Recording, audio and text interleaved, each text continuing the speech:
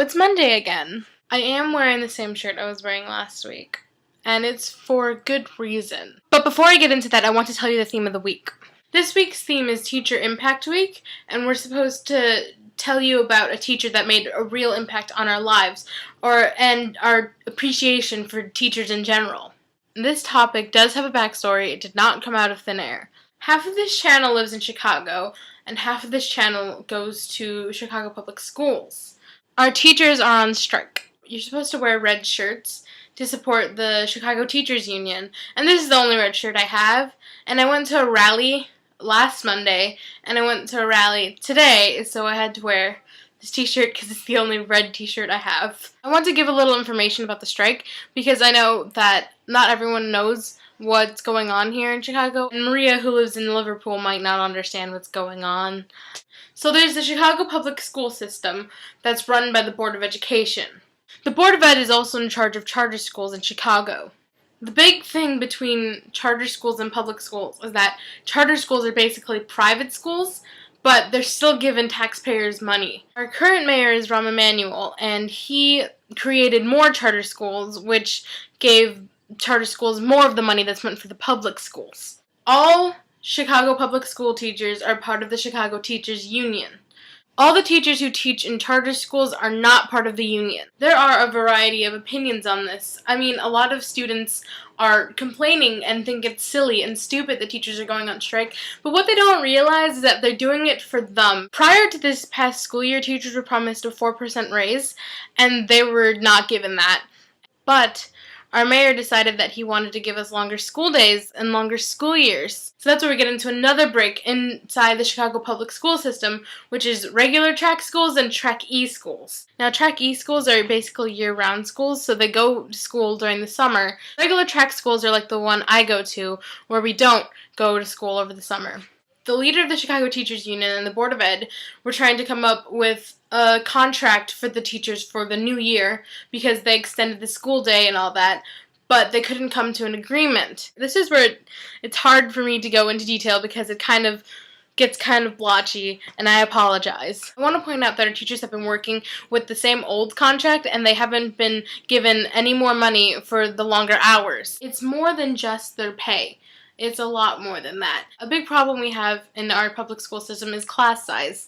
Because I'm in my school's IB program, I don't experience this, but I do remember my freshman year where there were 36 students in my class and there weren't enough desks for us. We also have to go through no air conditioning in our schools when it's like 90 degrees out, and it's so horrible, and it's just, our teachers feel it with us. They're suffering with us, and they know we're suffering, and they're trying to teach us, but they know that it's too hot for us to focus. Another part of the contract is teacher evaluations. The teachers would be evaluated by how the students do on standardized testing, and we would be given more standardized testing. Standardized test doesn't show how good of a teacher someone is. It could be bad test takers. You don't know. A lot of schools aren't given enough funding to provide the students with the best education, and it's really sad because a lot of them get closed down. Last year, I think there were 17 schools that were either going to be closed down or turned into turnaround schools. I'm not fully clear on what a turnaround school is, but I know that they fire the entire staff there, and then they put all new people, and they're trying to turn it around. And usually that doesn't work. One last thing I want to point out is that the Board of Education is run by businessmen. They aren't teachers. They don't know what it's like. They don't really care about us. They don't care. They care about money. And it's not fair. It really isn't. Now, for everyone who thinks that the teachers are being selfish, they're not. They're doing this for us. They're trying to give us the best education that they can with they've been trying to do that with the limited amount of resources that they've been given. I'm a daughter of 2 Chicago Teachers Union teachers. One of them's retired, but one of them still is a teacher, and it's heartbreaking because I've seen how much they care about their students. I've helped my mother pick out clothes for some of her students, and she bought them prizes and things to help them learn out of the money in her own pocket.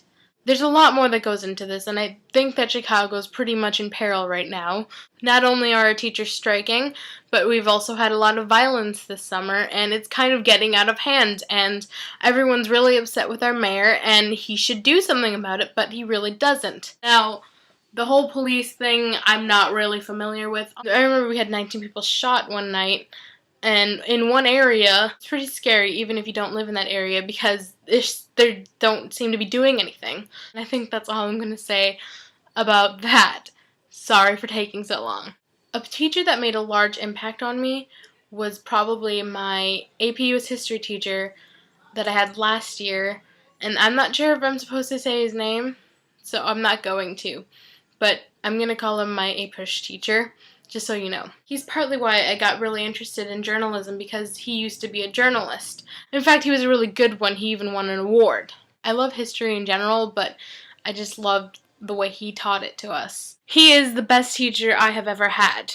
I actually saw him when I went to the rally downtown this evening, and I went up to him and I said, "Hi, Mr. APUSH teacher." And he was like, "Oh, hi." And then we were kind of talking, and it was kind of really awkward.